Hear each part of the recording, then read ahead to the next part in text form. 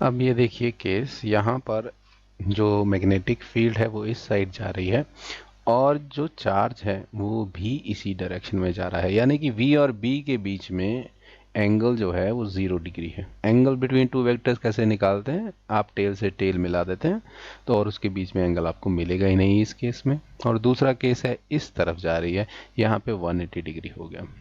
पर फिर भी अगर हम यहाँ अपना लॉ लगाना शुरू करें डायरेक्शन के लिए, फोर्स की डायरेक्शन निकालनी हो, तो हम राइट हैंड थंब रूल लगाने की ट्राई करते हैं। V की डायरेक्शन में कॉपी को मोड़ लेते हैं और बोलते हैं ये तो आ गया V।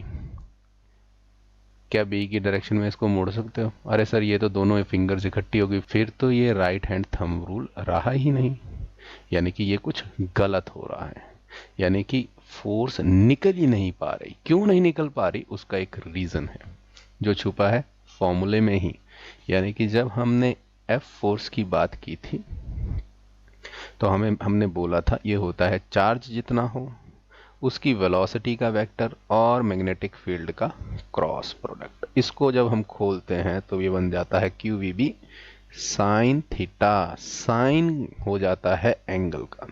यहाँ पर जब एंगल 0 डिग्री है V और B के बीच में, तो ये क्वांटिटी क्या हो जाएगी, 0 हो जाएगी। तो कुछ भी इसमें मल्टीप्लाई कर दें 0 में, आंसर क्या आने वाला है, 0। यानी कि कोई भी फोर्स एक्सपीरियंस नहीं होगी, इतनी मर्जी वेलोसिटी हो, अगर वो मैग्नेटिक फील्ड की डायरेक्शन में ही मूव करना शुरू कर दें। सेम केस यहाँ होगा जहाँ पे 180 डिग्री बनेगा। साइन 0 0 होता है और साइन 180 भी 0 होता है। यानी कि अगर हमारा चार्ज सेम ही डायरेक्शन में या उसके टोटल अपोजिट डायरेक्शन में मूव करना शुरू कर दे मैग्नेटिक फील्ड के, तो उसे कोई भी फोर्स एक्सपीरियंस नहीं होगी। ये हम जान कैसे लिया, राइट हैंड थंब रूल लग ही नहीं रहा।